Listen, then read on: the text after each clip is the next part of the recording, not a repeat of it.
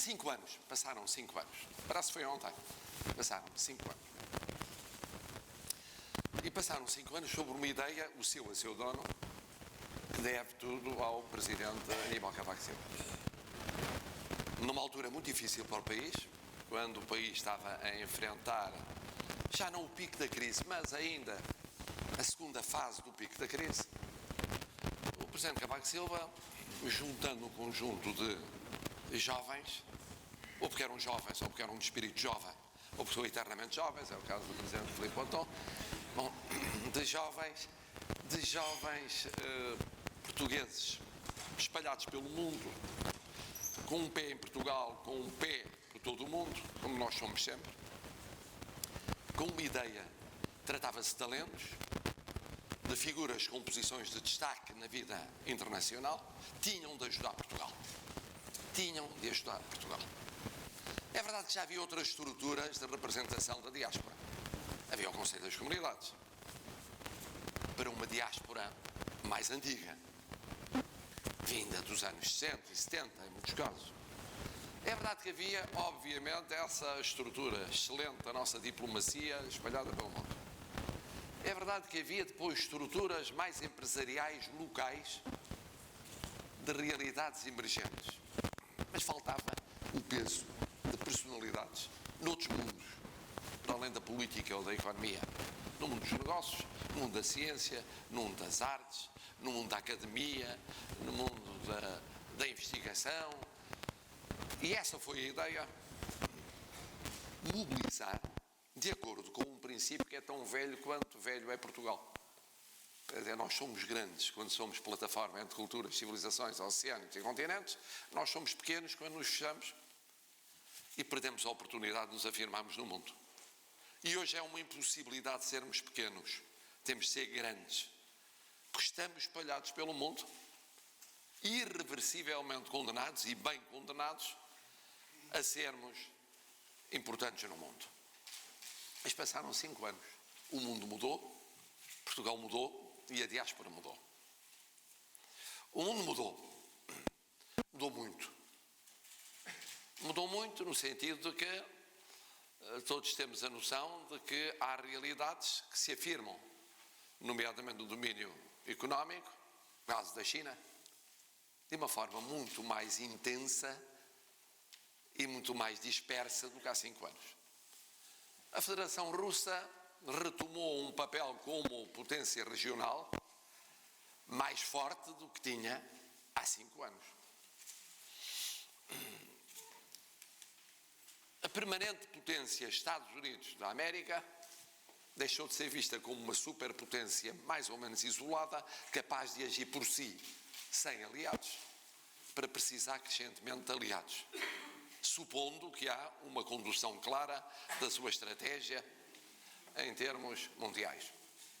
A União Europeia sofreu ela própria embates de que saiu o mais airosamente que era possível no ano que está a terminar, mas marcada pela necessidade de aproveitar o ano que vem em curto espaço de tempo para se definir em pontos muito sensíveis.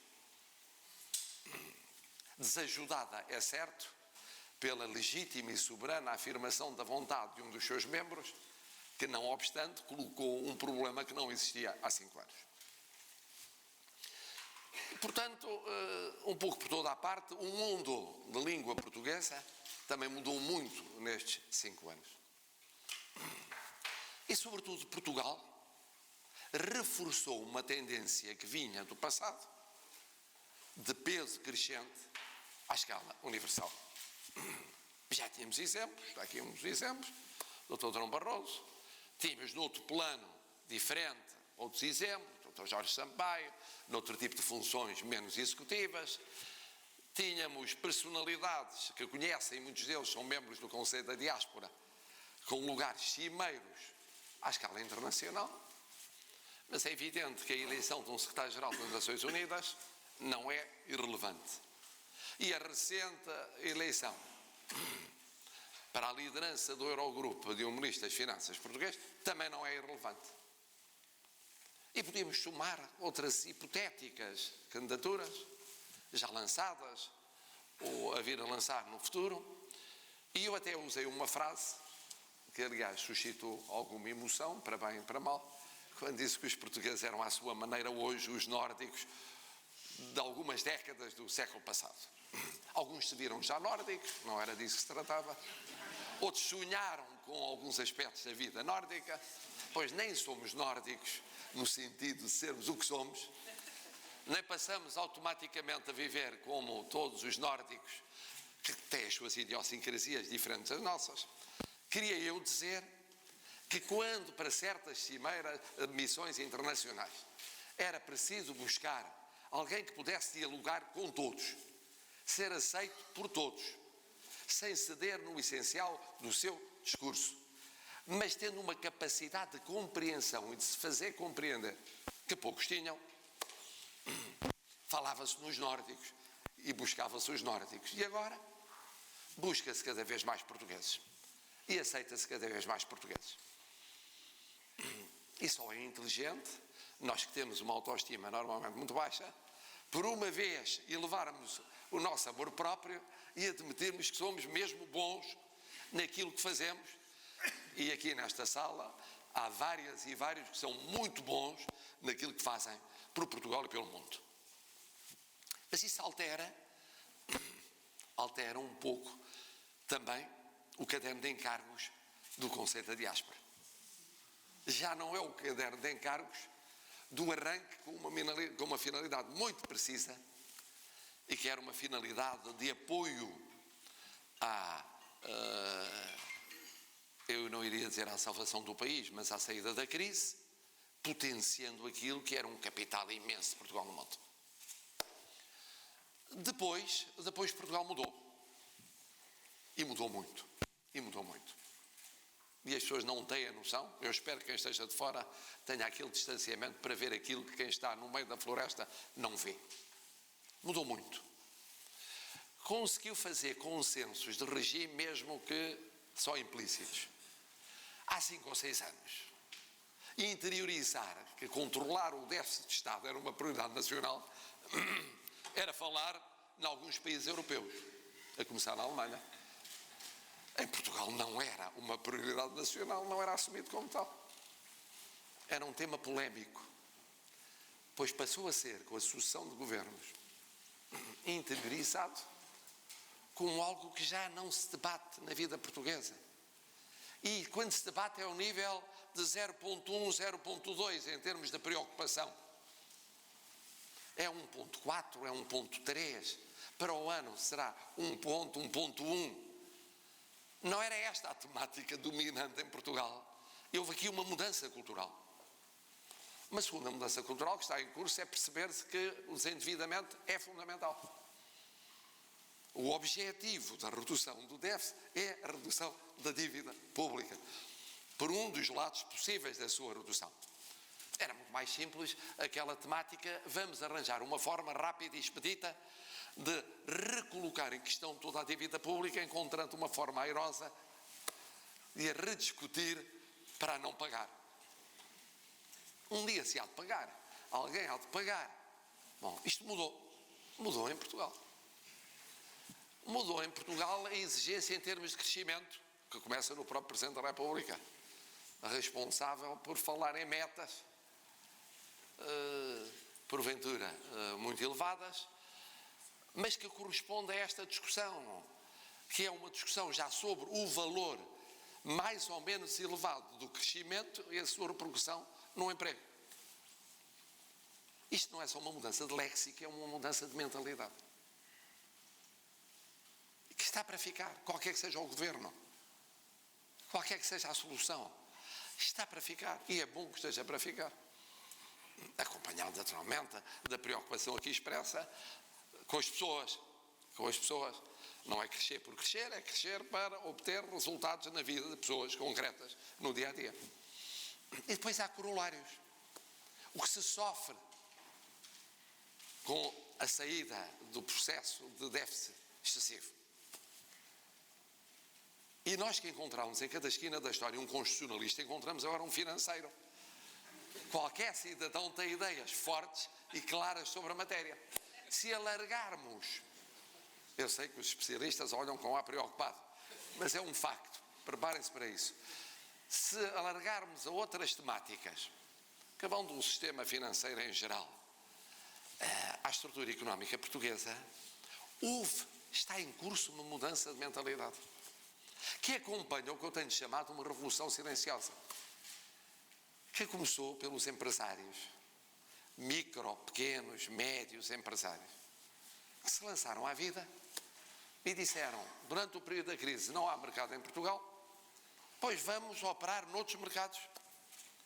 E de repente surgiram, mas foi mesmo de repente, em menos de 5, 10 anos, posições empresariais portuguesas fortes na América Latina, onde não existiam.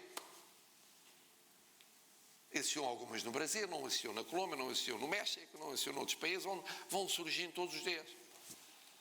E porque havia problemas noutros continentes pontuais em termos de pagamentos, houve uma reconversão.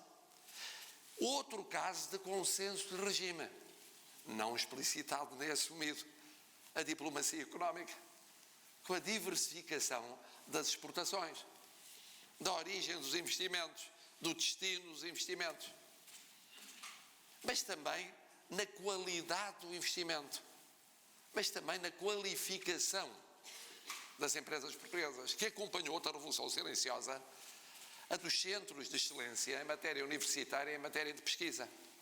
Sabíamos, tínhamos alguns. Estamos a descobrir muitos mais todos os dias. Muitos mais todos os dias. Ligados a universidades, uns ligados a politécnicos, mais autónomos, menos autónomos, com uma perspectiva de diálogo com a sociedade civil, nomeadamente com as empresas, que não era tão evidente há 5 anos. E percorre-se o país. E eu agora percebo porque é que os meus antecessores preferiam realmente percorrer o país a ficar em Lisboa.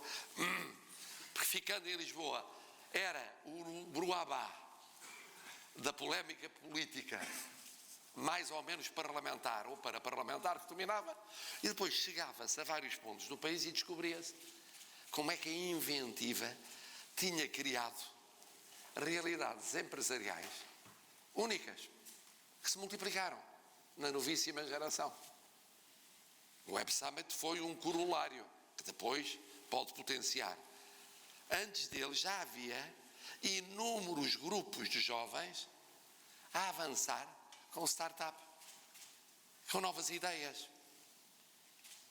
com novas coordenadas científicas e tecnológicas. Isto ia correndo.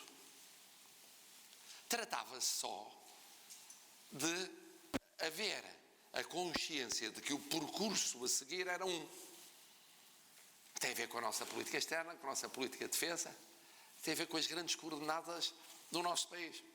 Mas essas são imutáveis, algumas antes de sermos democracia, mas todas, desde que somos democracia, mudam os presidentes, mudam os governos, elas estão lá.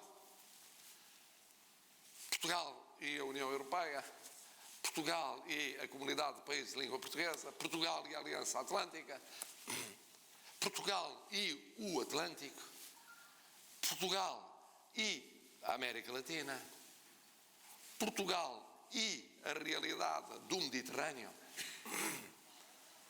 é naturalmente desde sempre a Euroáfrica, cá está um objetivo magnífico deste Conselho em relação ao ano que vem, a expansão para o Oriente, onde tínhamos laços antigos e que nunca perdemos e que reforçamos. E essas coordenadas estão lá, com os seus corolários, com as suas consequências, em termos económicos, financeiros, políticos e sociais. A esta luz é fácil entender porque é que, creio que ontem o Sr. Primeiro-Ministro vos disse, e hoje o Sr. Ministro dos Negócios Estrangeiros não vos disse da mesma maneira, mas deu a entender, é fácil de entender como Portugal teve um ano que reforçou a sua presença no mundo. Porque deixou de haver dissociação entre a política interna e a política externa, que nunca houve, em rigor.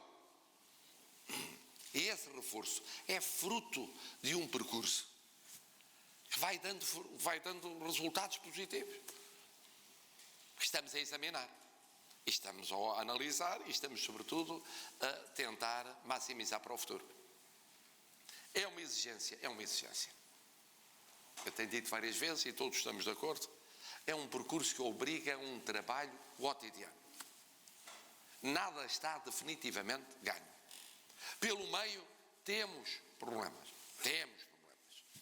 Ficou claro que num ano de sucesso havia fragilidades estruturais que vieram ao de cima, umas mais antigas, outras mais recentes, em matérias como a florestação, o ordenamento florestal, a prevenção, o combate, em termos de segurança, as realidades que assumem uma expressão mais dolorosa, precisamente pela dificuldade de enfrentá-los. É verdade. Temos ainda alguma dificuldade em formular consensos de regimes explícitos? Temos um sistema político que, comparado com os europeus, é dos mais estáveis, atendendo aos populismos, às xenofobias, às crises partidárias, às crises nos parceiros económicos e sociais europeus? Temos. Mas, exatamente, e ainda bem, o ministro até por uma vez une as mãos, não sendo crente. Bom, o que é um sinal de quase conversão. Mas isso costuma dizer o Sr. Primeiro-Ministro de vez em quando, que resulta do facto do Presidente da República ser crente e rezar muito, e ele ser otimista, e muito otimista. Bom, mas não é provável, não está provado que a conjugação só por si chegue. Por muita oração que haja e por muito otimismo que exista, é preciso mais. Mas temos, obviamente, que estar atentos a fenómenos que podem chegar a Portugal, que eu tenho apelidado de surtos inorgânicos de contestação social, dispersos, que perante a fragilidade de instituições clássicas do Estado, ou da administração pública, ou do poder local, podem colocar estrangulamentos e problemas graves, com uma dificuldade de capacidade de resposta. Isto para ser claro, e para vos dizer que, ao lado do que há, de facto, de evolução virtuosa, há depois problemas estruturais, que são problemas que, ou no plano do sistema político, ou no plano do sistema administrativo, ou no plano do funcionamento das instituições, da sua credibilização, são problemas constantes, que se colocam de forma constante e exigem uma atenção constante. Mas Portugal mudou muito. E a diáspora mudou. Já o ano passado falámos disso. E com a rapidez que caracteriza as lideranças deste Conselho, rapidamente também apreenderam a necessidade de lidar com a novíssima diáspora dos últimos anos, que é muito diferente, eu sei que o Sr. Ministro já falou disso hoje, é muito diferente das diásporas anteriores. Mesmo da diáspora da maior parte dos fundadores e membros tradicionais deste Conselho. Porque a mobilidade é constante. Não se trata de ir para ficar e depois a vida prosseguir com crescente influência nesse outro mundo. Vão e vêm. E permanentemente estão lá e estão cá. É o vosso caso. Em muitas das circunstâncias. Mas no caso deles é um ritmo assustador. Como é vertiginoso o ritmo de evolução institucional e desafios institucionais colocados no mundo como em Portugal. E eu tenho dito várias vezes, a política e o direito não estão a conseguir acompanhar em sítio nenhum a velocidade das transformações científicas, tecnológicas, económicas, financeiras e até sociais. Chegam sempre tarde. Pois esses hiperjovens chegam sempre cedo.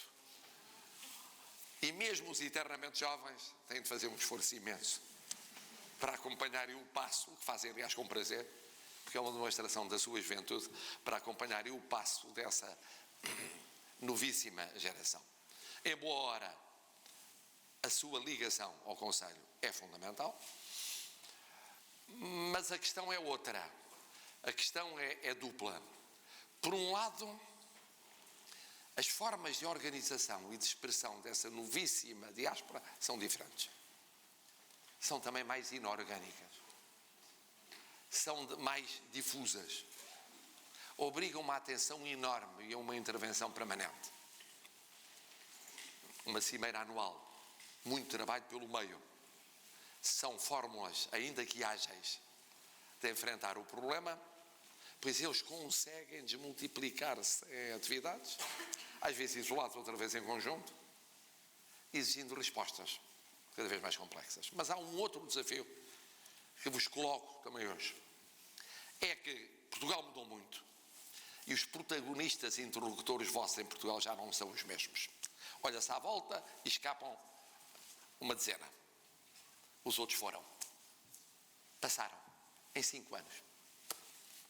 Passaram eles e passaram as instituições que representavam. Hoje as instituições são outras e mais internacionalizadas. Onde havia protagonistas só portugueses, hoje há protagonistas portugueses e muitos que o não são. Este fenómeno foi um fenómeno que se acentuou a partir de 2010, 2011. E mesmo as pessoas não são as mesmas. É um pouco injusto, mas as revoluções são assim. Já foi, para aqueles que vivemos, mais velhinhos, o que se passou com a Revolução em 74. Havia uns tantos que eram interlocutores importantíssimos neste diálogo nacional universal, pois 80% foram aposentados prematuramente. As revoluções têm isso. Têm formas de aposentadoria, como diriam do outro lado do oceano, mais voluntária, menos voluntária, mas irreversível. E ficaram uns tantos, porque ficaram, ou porque se reinventaram, ou porque mais tarde conseguiram regressar. O mesmo fenómeno se está a dar a Portugal neste momento. Isso é muito importante, porque querendo dialogar com as instituições sociais, laborais, económicas, políticas, comunicacionais, financeiras, encontrarão 10 caras conhecidas e encontrarão centenas de caras novas. E não falo na renovação política, porque essa faz parte da lógica, haver jovens que se afirmam e que, sendo ainda promissores, já são certezas neste momento. Isto obriga, confesso-vos, a uma missão muito mais difícil do que aquela que era o vosso caderno de encargos há 5 anos. Há 5 anos era descobrir os talentos óbvios, ou que se afirmavam e que se iam afirmando no mundo, e tem-no feito, atentos, como veremos na entrega dos cartões, atentos a tudo o que de novo vai emergir. Agora tenho que descobrir os talentos que estão a emergir em Portugal, para que a ponte seja biunívoca. É um desafio difícil, mas eu tenho a certeza, como aqui foi dito, sendo uma instituição para sempre, de vocação eterna, perene, que saberão fazê-lo. Uma última nota. Embora de forma modesta, eu quis dar um sinal de consideração pela diáspora, com a primeira nomeação, na já longa história do Conselho de Estado, de um conselheiro da diáspora para aquele órgão. E tendo de fazer uma escolha, preferi a escolha não política. Poderia ser uma escolha política, normalmente é mais óbvia, e escolhi uma escolha no domínio do saber. Uma homenagem, aliás, à segunda geração da diáspora no fim de uma carreira. Tanto quanto se pode dizer que é o fim de uma carreira, porque, como sabem, temos descoberto génios que, com idades teoricamente provectas noutros tempos, manifestam a sua genialidade. Mas foi um sinal que no futuro deve ser alargado. E tem de ser alargado. E, portanto, em suma, o que vos digo, continua firme o apoio do Presidente da República, tem sido muito firme o apoio do Sr. Ministro dos Negócios Estrangeiros, o entrosamento com a diplomacia, tem lideranças que conhecem muito bem o mundo, e, num caso, pelo prestígio adquirido a nível mundial, segundo, pelo seu dinamismo que ninguém consegue acompanhar a nível também universal, pela forma como está presente em vários continentes e como tem sabido dinamizar esta instituição. No fundo, 5 anos depois, o mundo mudou, Portugal mudou, a diáspora mudou, o Conselho tem virtualidades para se afirmar para esses novos desafios. Conta com o apoio institucional, solidário, presente, aliás, representado pelos seus deputados de Presidente da República, Parlamento e Governo. Só vos quero agradecer por isto, porque ao agradecer-vos, estou a agradecer aos milhões de portugueses aqui representados. Em larga medida se costuma dizer, e é verdade, que eles são dos melhores de todos nós. Porque em algum momento da sua vida, por sua vontade, ou por imperativo das circunstâncias de vida, foram reconstruir Portugais fora do território físico de Portugal, embora no mesmo território espiritual. Não são esses milhões todos que estão aqui presentes, mas são exemplos de excelência desses milhões. E, portanto, nas vossas pessoas, eu agradeço a esses milhões a fidelidade a Portugal.